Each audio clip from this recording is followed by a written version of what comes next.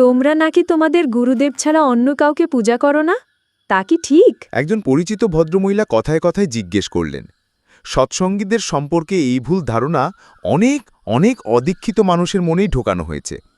অথচ তারা সর্বদাই দেখতে পাচ্ছেন আমরা সৎসঙ্গে বন্দে পুরুষোত্তমম ধ্বনি দেই, কখনো বন্দে শ্রী শ্রী ঠাকুর অনুকূলচন্দ্র ধ্বনি দেই না।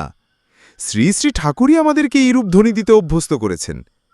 বন্দে পুরুষোত্তমম মানে আমরা পুরুষোত্তমের বন্দনা করি। মর্যাদা পুরুষ শ্রীরামচন্দ্র, পুরুষোত্তম শ্রীকৃষ্ণ থেকে শুরু করে পরমহংস শ্রী শ্রী রামকৃষ্ণদেব সহ শ্রী শ্রী ঠাকুরের পূর্ববর্তী সকল পুরুষোত্তমকেই আমরা বন্দনা করি। শ্রী শ্রী ঠাকুর স্পষ্ট ভাষায় আমাদের সতর্ক করেছেন, পূর্ববর্তীকে অধিকার করিয়াই পরবর্তীর আবির্ভাব। তার চরণাশ্রিত হয়েই আমরা পূর্ববর্তী সকল সকল পুরুষোত্তম সদ্গুরু বা অবতার দিগণকে আরও শ্রদ্ধাশীল হয়েছি। আমরা কখনো অন্য সম্প্রদায়ের গুরু সম্পর্কে অবমাননাকর মন্তব্য করি না, সকলকেই শ্রদ্ধা করি, ভালোবাসি, পূজা করি। অন্যান্য অনেক গুরুর দীক্ষিতরাই যার যার গুরুর নামে জয়ধ্বনি দেন, যেমন জয় শ্রীরাম, জয় কৃষ্ণ, জয়রাম ইত্যাদি। আমরা কিন্তু কখনোই জয়শ্রী অনুকূল বলি না, বরং আমরা বলি জয় গুরু, অর্থাৎ তোমার গুরুর জয় হোক, আমার গুরুরও জয় হোক। যিনি তোমার গুরু হন, তোমার আচরণ, চিন্তা, কর্ম, কথা, ব্যবহার যেন তাকে জয়যুক্ত করে, তেমনি আমার আচরণ, চিন্তা, কর্ম, কথা, ব্যবহার যেন আমার গুরু শ্রী শ্রী ঠাকুর অনুকূলচন্দ্রকেই জয়যুক্ত করে।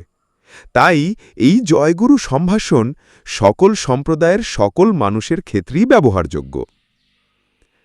হ্যাঁ, আমাদের পূজার আসনে বা উপাসনাস্থলে শুধু শ্রী শ্রী ঠাকুরের প্রতিকৃতি থাকে, সাথে আরও তিনজনের, যাদের প্রতি আমার ভক্তি ও ভালোবাসা শ্রী শ্রী ঠাকুরের প্রতি আরও কেন্দ্রায়িত করে তোলে। প্রশ্ন আসতেই পারে, অন্যান্য দেবদেবী ও পূর্ববর্তী অবতারগণের শ্রীরামচন্দ্র, শ্রীকৃষ্ণ আদির প্রতিকৃতি আসনে কেন রাখি না আমরা?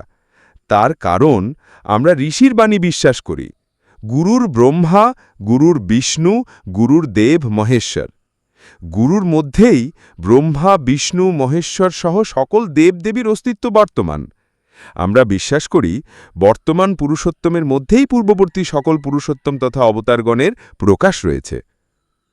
যারা ইস্কনের অনুসারী বা বৈষ্ণব মতাবলম্বী, তারা তাদের উপাসনাস্থলে শুধু ভগবান শ্রীকৃষ্ণের প্রতিকৃতি রাখেন, যদিও তারা সর্বদা মুখে হরে কৃষ্ণ হরে রাম বলেন, কিন্তু কখনো তাদের পূজার আসনে শ্রীরামচন্দ্রের প্রতিকৃতি রাখেন না, কারণ তারাও বিশ্বাস করেন শ্রীকৃষ্ণের মধ্যেই শ্রীরামচন্দ্রের প্রকাশ রয়েছে। তেমনি আমরাও বিশ্বাস করি শ্রী শ্রী ঠাকুরের মধ্যেই শ্রীকৃষ্ণের অস্তিত্ব বর্তমান। আমরা বহুর মধ্যে দিয়ে এককে অনুভব করতে পারি না, বরং একের মধ্য দিয়েই বহুকে উপলব্ধি করতে চাই। আমরা একের প্রতি কেন্দ্রায়িত হলেই ধ্যান ও সাধনায় দ্রুত অগ্রসর হওয়া সম্ভব। সূর্যের আলো আতশ কাঁচ দিয়ে কাগজে একটি বিন্দুতে কেন্দ্রায়িত হলে আগুন ধরে যায়, কিন্তু স্বাভাবিকভাবে বিক্ষিপ্ত অবস্থায় সূর্যের আলোতে আগুন ধরে না। তেমনি গুরুতে কেন্দ্রায়িত হয়ে ধ্যান করলেই সাধনায় উপলব্ধি সম্ভব। বহুতে বিক্ষিপ্ত মন নিয়ে যতই কাশি ঘণ্টা বাজাই না কেন, আধ্যাত্মিক উপলব্ধি হয় না। আমরা দুর্গাপূজায় অঞ্জলি দেই, সরস্বতী পূজা, লক্ষ্মী পূজা, সকল পূজাই বছরের নির্দিষ্ট দিনগুলোতে করে থাকে। শ্রী শ্রী ঠাকুর বলেন আমাদের সকল ব্রত ও নিয়মগুলো যেন আমরা ত্যাগ না করি, বরং সেগুলোর কার্যকারণ জেনে যথাযথভাবে পালন করি। সব কিছুই আমরা করি, কিন্তু গুরুকে মুখ্য করে। যাদের জীবনে গুরু মুখ্য নয়, তারা অবশ্য এত সব কথা বুঝবে না। তারা তর্ক করতেই থাকবে, প্রশ্ন করতে করতেই তাদের জীবন কাটবে। জয় গুরু। আমি ডাক্তার রাজেশ চৌধুরী, আগরতলা, ত্রিপুরা।